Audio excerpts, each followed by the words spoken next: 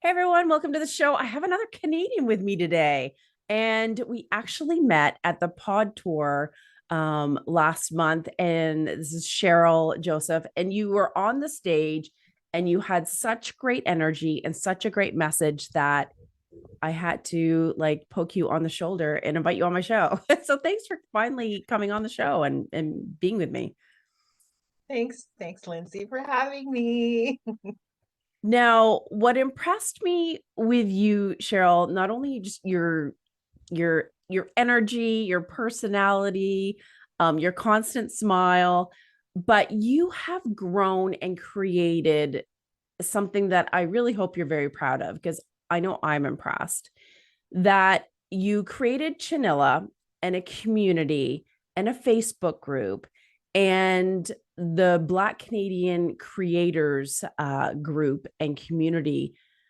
You have grown so much. And what time period was all of that? Ooh, well, I started podcasting in 2010.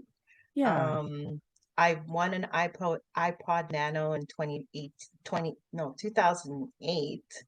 It changed my life, and I was always into broadcasting. And this is a story I always tell. Like, I used to force my brother to play radio with me, so whenever my that's parents had these hilarious. So they would have these, remember those small recorders and you put the cassette and slides Yes, in? And totally. so my parents used to use that to send I guess my parents were podcasting before podcasting. Oh Ah, my God. just realizing that. Yeah, they would send like these cassettes to people back home in Haiti. So I used to like sneak that. And when my brother would see me carrying it, he'd run because he's like, "Oh no, I don't want to be your co-host." That is hilarious. I love that But story. yes, so in 2010, my hubby and we started a podcast called Chonilla, because we're an interracial couple, and every night while we were listening to one of our favorite podcasts at the time was Keith and the Girl. Honestly, like I still say they are the Empress and Emperor of podcasting. If you don't Neat. know about them, you need Mm-mm. to find out. Um, so yeah, so we used to listen to their show diligently. And I really love their approach of at the time when podcasting, when you would explain to people what it is, and they were like, "What are you talking about? Like you're talking and you posted online?" Like it just didn't compute for No. people. And I a lot of the podcasts at the time were, I felt like, comedy based. A lot of comedians were, that was the majority of the category. That was the still the most popular, but like was just a whole lot. You didn't have all these different categories that you have now, right? From personal journal to society and Hmm. true crime, like these kind of things. And so their show, what I loved about them is not only that they would invite comedians in New York, but I specifically love the way they would be vulnerable and share about their life. Yeah. And I that was that really stuck out compared to all the podcasts that were predominantly hosted by comedians. And so we were, we always love to talk about, like, my hubby and I, like, we always love to talk about like what was going on in our lives to each other, like, or we'd be in a scenario and it's like the way he sees the world as a white man, and the way the world would treat him and see him was Hmm. completely different for me, and we would be in the same room, or Interesting. like, and we thought that was always interesting too, like, wait a minute, that's not what I experienced. You know what I mean? Yeah. So we would talk about that. We would talk about just like you say, we would make fun and laugh and put a comedy but thought provoking at the same Yeah. time of any and everything you're not supposed to talk about Good at for you. work. So religion, politics, like Yeah. those kind of things. But we'd always find the funny in it. We'd always like make it easy for people to really listen and consume, and have fun with it in a respectful way. Yeah. And so we did that for 5 years. It was a way for us to, because we wanted to start a blog about being in an interracial relationship and Yeah. experience and some of the things we'd see in the news. And at night we'd talk about it and we'd laugh. And one day we're like, I wonder if other people would think that's funny, or other people think, not funny specifically, but do they think the same way as we do? Yeah, Do they see the absolutely. world? Are they experiencing it the same way you are as well? Yeah. So then we're like, well, let's start a blog. But then we realized we're not writers, so let's just start a podcast. For sure. My background was already like I went to Humber College for radio Oh, broadcasting. wow. And so I brought a lot of like that experience into podcasting in terms of like I get, and also for him, his background is in video games, like animation, sorry. And so his background in animation, my background in radio broadcasting, we just kind of brought it together, which helped us to create Chonilla and have a sense of structure and storytelling, but at the same time being innovative and loose and different Yeah. from not being what we've, the usual structures of these two worlds. Um, so the fact that we both have these creative, coming from a creative education in a Yeah. way, we brought that to the show. And so we did that for 5 years, every Wow. single week. The first 3 years, never like, we would only take time off when our kids had time off at school, Yeah. right? So we take the summer off, March break off, things like that. But we did it every single week diligently. Our kids were really young.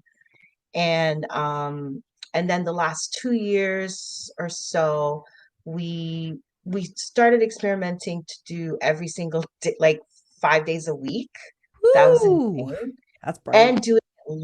And doing it live. Like, Oh, do a live recording of our show before Zoom existed. yeah. We used to, a place we used to go on, a place called StreamYard? Spring, I believe.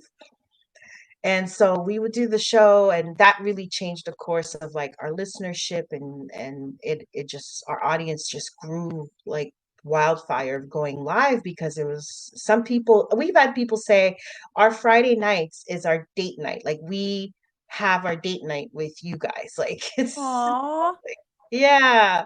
So it's like, if we've become like their routine, right? So Yeah. people would see the rough,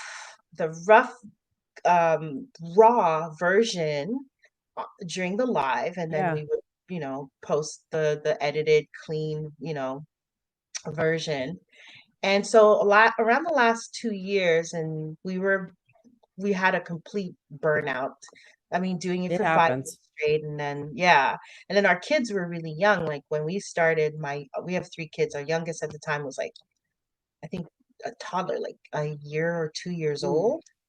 And so we took a huge hiatus for 4 years, because we just needed, our relationship needed it, and our children needed it. Yeah.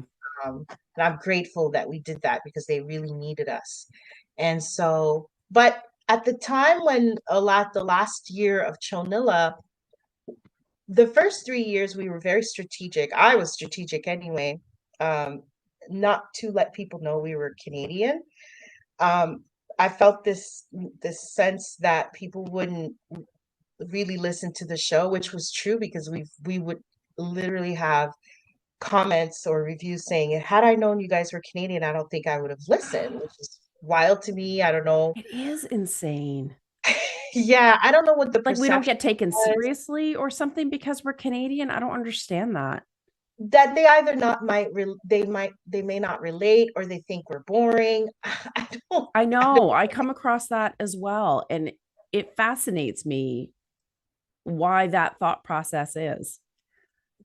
I think it is so. I think it's because they don't get an.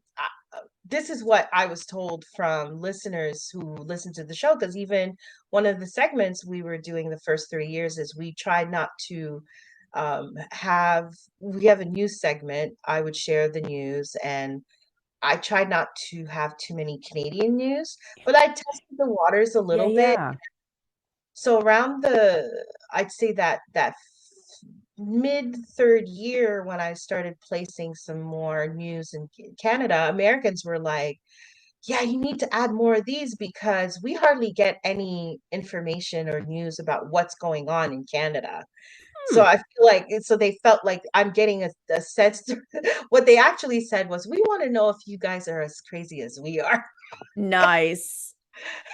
Yes. So, so there was this sense, maybe because they weren't getting enough news of what's going up Yeah. north, certain parts of the states, or maybe the majority of the states. Maybe the big cities like New York will share or things like Yeah. that. Interesting. But for the most part, they're like, we don't know anything about what's going on up here. So I'm kind of getting an idea from your show. Yeah.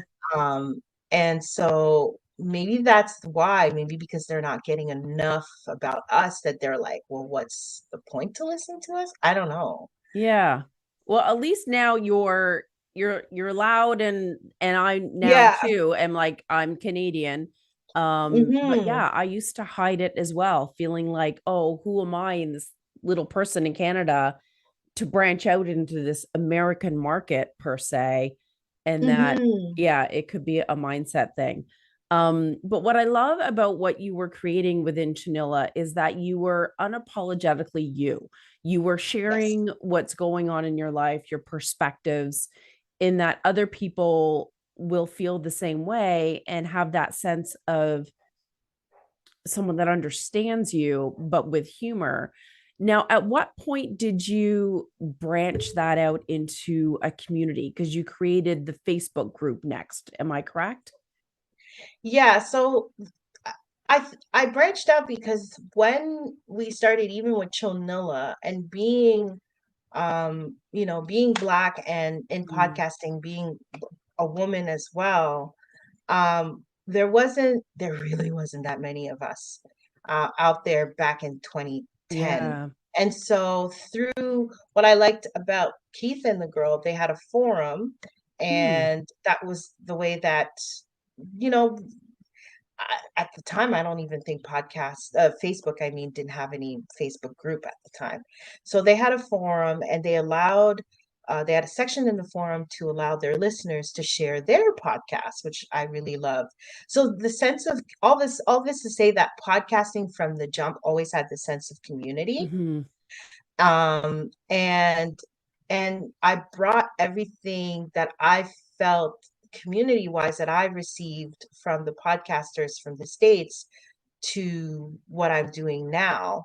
Now, to kind of like I mentioned with Chonilla, we did it for 5 years. In the last 2 years, when we felt more comfortable to say we're Canadian, I I was we were in Montreal at the time, and I was like telling Clove, like, I really feel like I want to get more comedians on the show, like people in Canada to come on our show as guests. Yeah. And so and especially like if I wanted to get a guest that were like Black Canadian creators, I was really having a hard time finding them. It was Oh, very, wow. very difficult. Yeah. It took like a lot of time and lots of time in researching where they are. Yeah. And so out of frustration, I was like, "Ugh, that's it. This is way too hard for me. I'll just create a Facebook group and then we'll see." And it sometimes just takes one person who has a Hmm. huge network and was like, that's a great idea.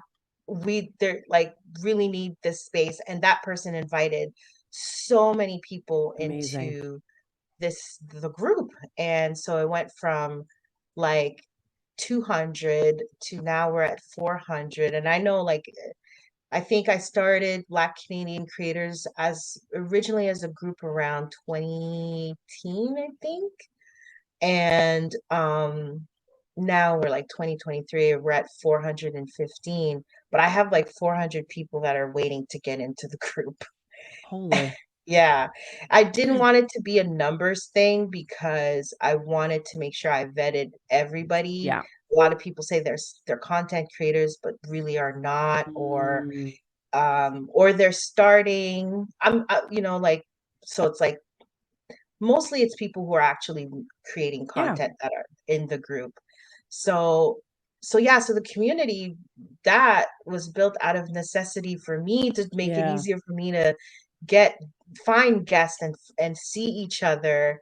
And I built the podcast around that. Like I was very conscious to take what have I learned from Chonilla? What are the mistakes that I've made? What are the Mm, things that I would do differently if I had to create another podcast? yeah. And that was the biggest takeaway when I started Black Canadian Creators is, you know what? Let's see what happens if you create a community around your Yeah. podcast.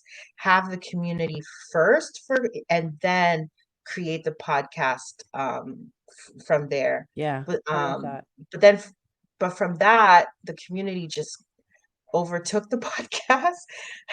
And so but now I'm in 2024 going back to my roots where it all started, where I for the past 3 years of pushing and elevating and growing Black Canadian creators, it just the podcast went to the wayside for like at least 2 years. Mhm. um but I'm like, you know what, it's I'm always like that. Like if things are plateauing or things are just it needs to be pushed again, it's like always go back to your foundation. Agreed. So that's where I'm at. Like I'm going back to my foundation of the podcast and building, maintaining the community, but Yeah. making that the pillar and the focus is the podcast Yeah. for it. Why do you feel that you had such a hard time finding Black Canadian creators or podcasters? Is it that they're hard to be found or there's just not many? And if there aren't many, like why do you know why that is? Well, number one, they're doing like what you and I were just talking, like we are doing. They're not sharing that they're Canadian. Right. And that was really, really hard to differentiate who are the Black content Now I'm following you.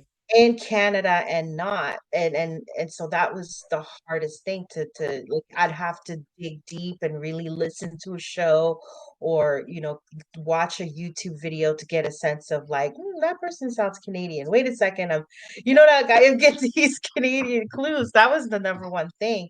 Another thing too is that a lot of people, and I don't know, but within our community as well, um weren't hosting with their real names because of work. Oh, Um, for us in the Black community, it's like they don't want to. It's you out of fear of I don't want to lose my job, or I don't want or I oh, have like he's kind of like George Constanza, like worlds cannot collide. I'm kind of the same way. Like for the first, that's my, hilarious. my worlds could not collide. Like I have family Yeah, Shirley, I have yeah. podcast Fair Shirley. enough. Yeah. So yeah, they didn't want their worlds to collide. And so that was another challenge. But the biggest challenge was the fact of like nobody was placing in their bio or even in the description that Yeah. it's still the same, that they are in Canada. And so I was like, okay, if I create this space on Facebook in the Hmm. Facebook group and make it private, it will help cover that. It will help for people to kind of find each other, see each other, support one another. And then if for some that wants to kind of keep that anonymity and Hmm. just privacy of like, don't want my world collide, at least I have a safe space Yeah. within this private Facebook group And to feel do so. supported. So Yeah, what and yeah, what is the feedback that you've gotten so far from people that are joining that community? amazing. I'm always floored on like how many people have collaborated with each other, Oh, work. amazing. That was the biggest thing, is that also that was the biggest thing to create the space, is not to feel so like silo, not to feel so alone in your creation, but that you have a place where you can ask questions and maybe create content. Go to that, some people I've known who said, oh, we're a group of us went to Niagara Falls to create some content, you know what I mean? Like, and that's amazing. Like, so that was the goal, to not feel so alone, to support each other, have a space for resource. Yeah. When I first started the group, though, I was really like, hey, it's just there for us to see each other, and feel free to share your latest post, and then hopefully Yeah. we can comment and support you that way, or leave a review and stuff like that. But now it's evolved where I'm, especially this year, to be more a space of resource and not just like, Yeah, hey, here's my latest podcast episode. Okay, totally. bye. Yeah. Because you have the directory now as well. And Hmm. you've built up, so it's not, you're not just the Facebook group anymore. You've got the website, the Yeah. directory. So share how that kind of, just the jumping off point from creating that community, kind of like Yeah. what it's morphed into. Yeah, the directory was out of a lot of the content creators felt again this difficulty of being found and seen. And so a lot of like influencer or marketing agencies that works with content creators, they tend to hold that information privately. Um, it was that, but it was also another from conversations of how many times that I would go to different conferences or events or networking events and within the content creation world, whether it's in Yeah. just focus only conference or whatever, I would hear all the time saying, we want to diversify. We want our network, like let's say our podcast network, to have more diversity. Yeah. But it's really hard for us to find Mm, where are the Asian community in podcasting, yeah. let's say, or where's the Black community in the podcasting realm. So we were like, let's stop this excuse. Let's not withhold that information like agencies usually do. They have their roster and they don't share who's in their roster. Let's make it searchable, and what's Hmm. a way that we can help the content creators to be seen. And then that's by having a free directory that's accessible to anyone in the world, really. And then it helps for, hopefully, if a brand is like searching and they put black creators in Canada, it'll pop up and Yeah. it helps them to hopefully they get, content creators get a brand deal out of it or some kind Yeah. of collaboration out of it. Or even just simply other content creators will want to collaborate with these content creators in the directory. I love that. And I feel like having a sense of community and that sense of belonging and that you've got people supporting you, that it would kind of make you step into your voice a little bit more, to want to be heard, to like raise your flag and put your flag in Hmm. the dirt, kind of a thing, versus, just being in the background by yourself. Do Hmm. you find that to be true? Oh, absolutely. And I think maybe that's why I'm getting that bug to like, okay, get back to your foundation of podcasting. Um, it's because like just over the past good 3 years of like watching all this content and because every single day I'm online trying to find, okay, who's another content creator that I need to spotlight.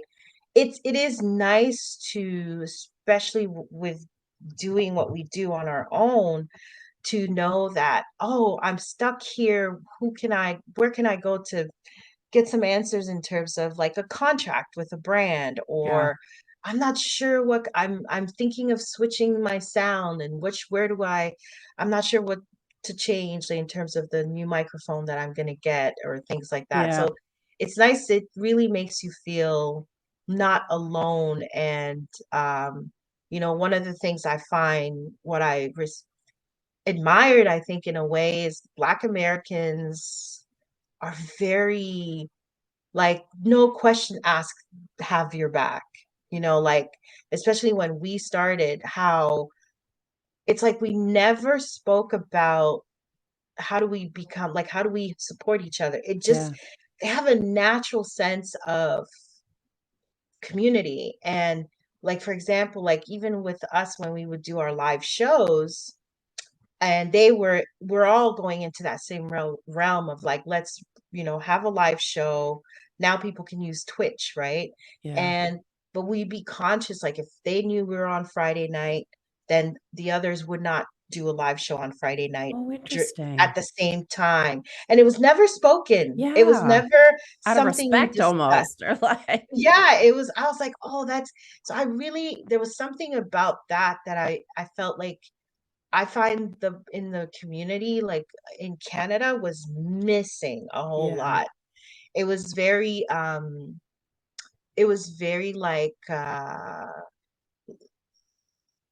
like, oh, you're part of my group, and so I know you, you know me, and we'll like Yeah. it was very like Safe. that, and not really thinking broader, like, no, really implement the community in what you're in whatever that you're creating. Yeah. And it's me that at the time it wasn't, I find, very valued with brands. And now when you read and you start Really. talking to brands are not about the numbers anymore, because I think at the time when they're looking for influencers, for example, they want people who has the highest amount of Hmm. followers. And so I feel like they finally caught up to how much a content creator, an influencer, or podcaster has so much more value in the community that they've built, um, Yes. than just follower count. And that's and so I guess you could say we were with not just Chonilla as a podcast collective, but even with Black Canadian creators, we were always ahead. I could foresee that that's where it was going to Yeah. go, that there's gonna eventually, it was just a matter of like, I think brands needed more education to understand that uh like follower counts really does not mean that much. No.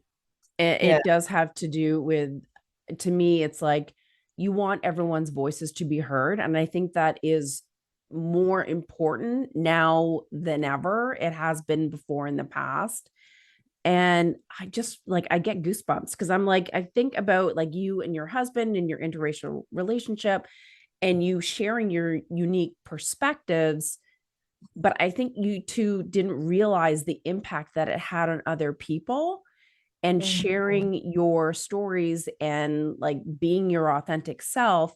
And then you see this need and you're creating this community, and really you're like creating this movement, to me, in my perspective, and you're being a leader in your space, opening up the doors for so many more people to share their voice and feel that sense of community, that they're not by themselves and they're in a safe space to then go out and be their authentic self and share their voice. Mhm. Yeah, I just, you're, it just literally gives me goosebumps.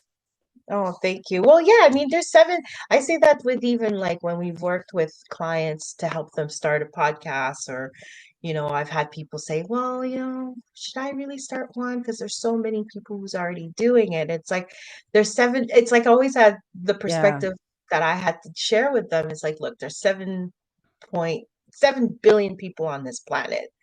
If you I'm sure even 0.5% of these people, that's a big, still a I big know. number, wants to hear from you or Yeah. have your experiences might resonate with them and your story. And then if you feel like maybe, like, that's why I always say, if Mm, you still don't know if you want to start a podcast, do it for maybe for your future, like for the generation that's going to come after yeah. you, as a form of like, journaling your life, and they get to know Yeah, who that's you were. true. Like, yeah, like we make a joke, like we podcast, so hopefully our kids can listen to the show in the future, and it's going to help them save some money from therapy.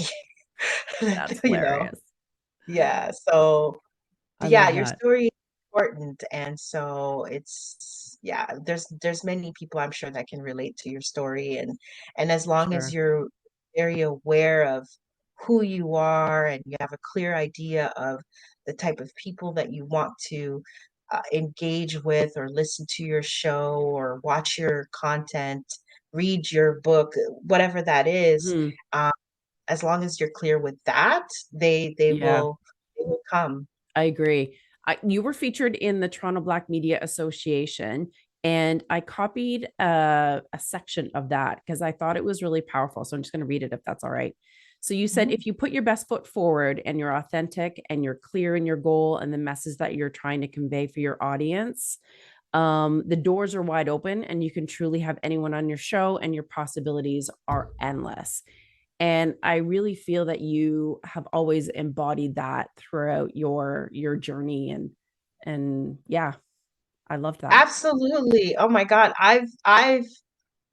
I don't know. I just, people are people. So it doesn't matter how big they are, Yeah. from what the world tells you how big they are.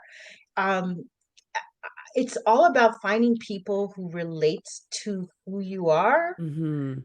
You can relate that back to them because you see some similarity in what you do and what they do. It is the possibility are endless. Like I remember one day watching a CBC documentary called The Eighth Fire. It was like I think like a 6-part or 8-part series. It was hosted at the time with indigenous journalist and musician. His name is Wab Canoe.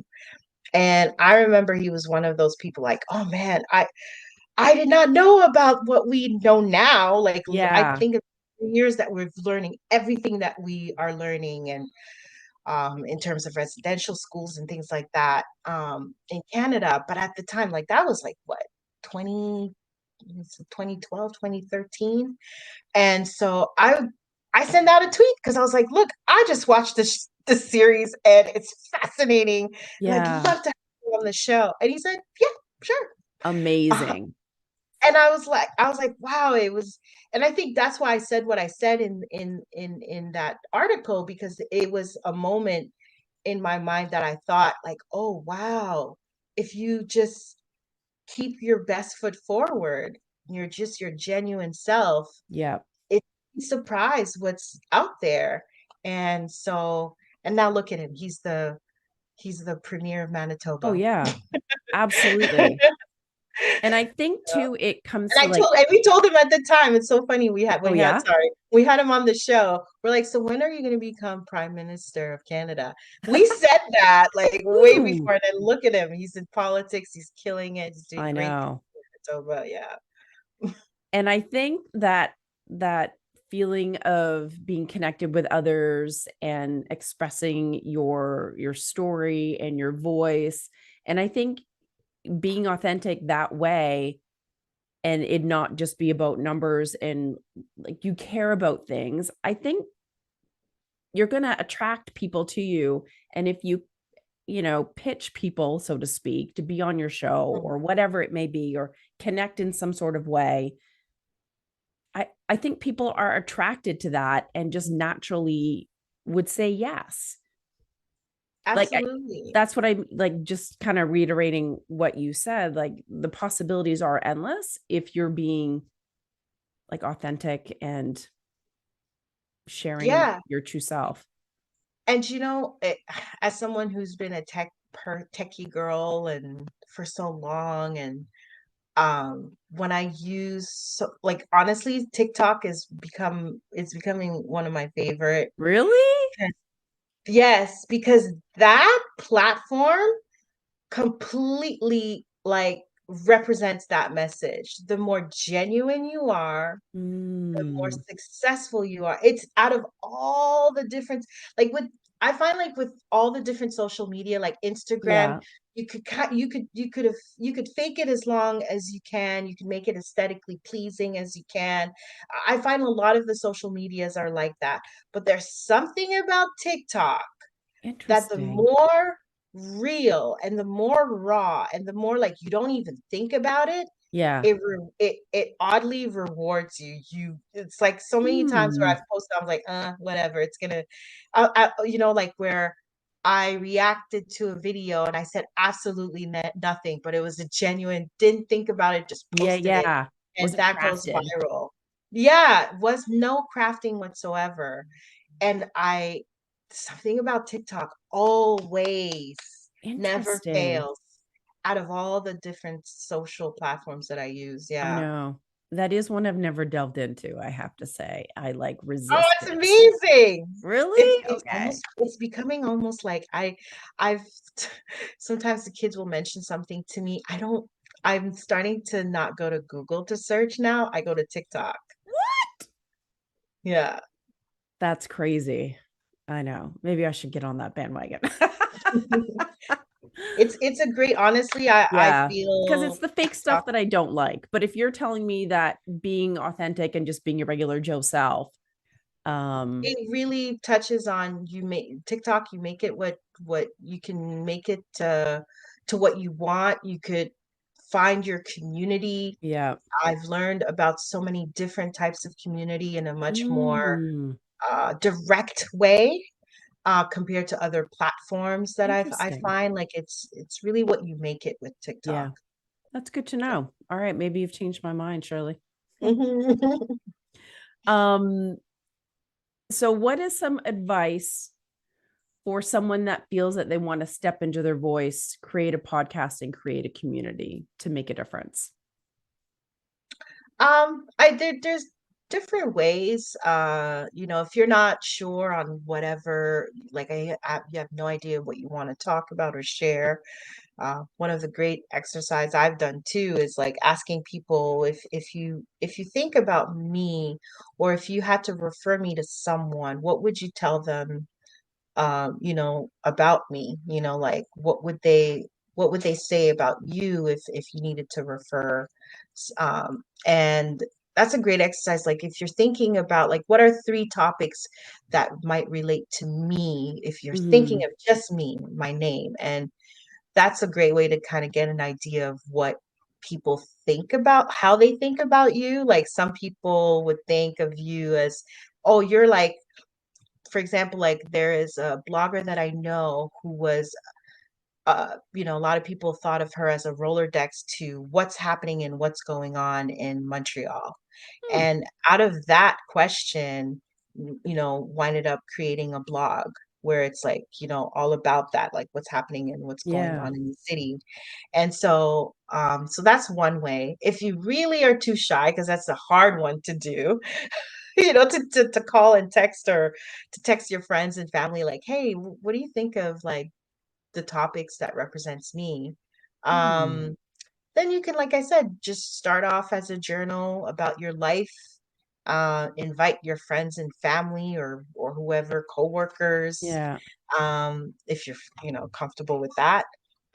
That's another way to start a podcast or to start any type of content creation.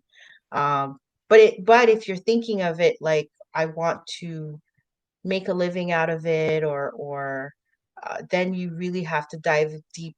It's like in marketing or business 101, right? Create your avatar. Who's your Mm-hmm. listeners? What do they look like? Where do they hang out? What are they into? And I really, that was one of the things we've implemented early, and I think it was through our education as like in animation and in radio broadcasting, because you're taught that. Yeah. In bringing that, creating that, it was wild to see that that's exactly the type of audience we attracted. Mm. So that's really important. I say first comes first. Like if you're thinking like, I don't want to do podcasting or content creation as just as a hobby. I want to see if I can, Yeah. make a living or a side hustle. Then really have a plan. Like, what's your show about? What's your mission? What are you trying to accomplish? What's the message that you're trying to convey when people are listening to your show? What are your pillars, right? Like, what are the two or three or five, however pillars, that how many that you want, that you feel like you always need to hit when you're creating your content or you're creating your podcast. And the most important, and again, is like, create your avatar. Who's your listeners? um and where can you find them? Because Yeah. that's the only way you can find out where to find them in order to attract them Yeah. to your show or your content, is that those kind of exercises. Absolutely. So foundational.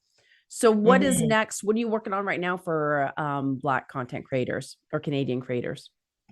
What is next? Getting back to the roots. I'm looking around for studios or getting some idea Ooh. of, yeah, because that's another thing. Because I'm a dinosaur in podcasting, I really had to come to terms that podcasting is going visual.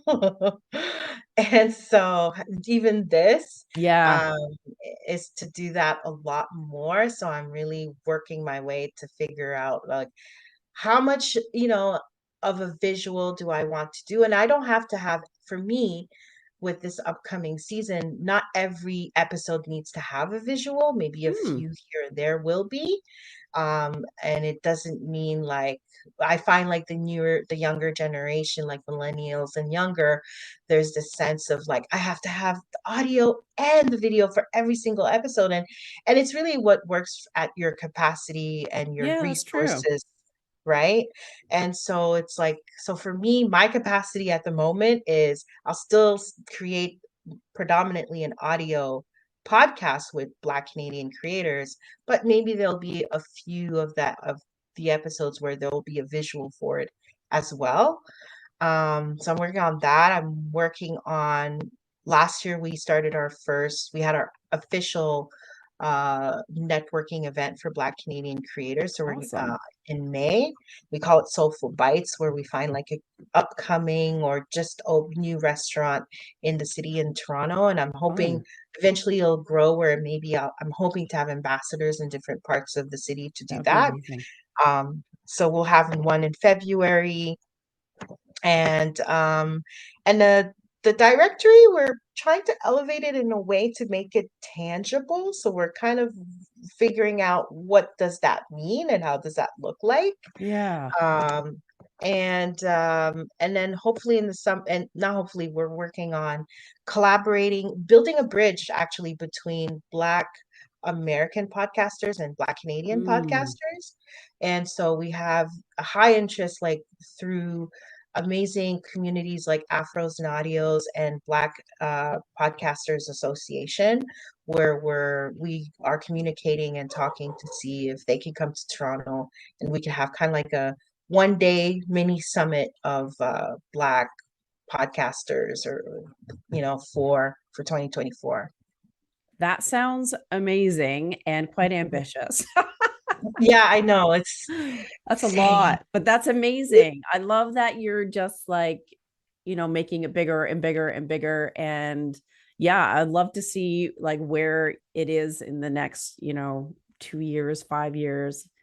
Yeah, I know it'll be big things. Yeah, I'm just so impressed with what you've created. Good for you. thanks, Lindsay. Thank you. And how can I people mean, find what's that? Sorry? oh, I was saying, yeah, I'm excited, and anything that relates to back to podcasting is always my love. Yeah, It's my therapy, actually, really, too. I love that. Get your kids to do podcasts soon. I um, tr- they're teenagers. I tried. I got them when they were little, and yeah. I'm so grateful that I got them to do it when they're young. So sometimes I go back and I listen to them when they're like 5 years old. So It's the cute. greatest memory to have, I if know. like to have that for life. And hopefully they'll become an adult and they'll hear it. They'll hear That's themselves when so they're little. cool. That is so Yeah, but neat. now they're teenagers. They don't want nothing to do No, with that. no, they got their own thing Yeah, going on. yeah, How do yeah. people find Black Canadian creators, the directory? And so for any Black Canadian listeners, content creators that are out there, I want to make sure that they know about the resource and can join up. Yeah. You could find any and everything. It all starts from the mothership, which is chonilanetwork.com. If you don't know how to spell Chonilla, think chocolate vanilla, so chonilanetwork.com. And that's where you could find the directory. It's called the BCANC, or Black Canadian Creators Directory. We're at like 500, over 550 now. It's It's awesome. wild. Yeah, and any social media platforms, we're under Black Canadian Creators. Except for Twitter, we're under Black Canadian CC. And also I've recently, through the my partnership or collaboration with Black Podcasters Association, I contribute for Black Pod News. Ooh, It's spelled BLKPOD News, Black Pod News, and under the issue of Northern Voices. So I basically write about yeah. Black podcasts that you need to discover and listen to, and also spotlight some of the podcast hosts or podcast co-host, and then also share a few news within the Black media space or new media space as well, Mhm. because that's another thing too, is that you don't get to see enough within our community who are to dig deeper on who are some of the news or journalists that you see or Right. read about. And so I thought it'd be interesting to have that as well within the Northern Voices issue for Black Yeah. Podcasts. Whew. You got a lot Yeah, going on. I got a lot. Yes, that's why I That's can't like that's awesome. yeah. Now it's about 2024 for me. It's about, okay, how do I utilize my community so I don't keep Yeah. doing this for myself? Yeah, exactly. Yeah. Seriously, get ambassadors. Yes, Yeah, I'm exactly. so glad to have met you at the pod tour, and I appreciate you Me sharing too. your voice and your story. And yeah, I just want your community to keep growing. I think it's so important.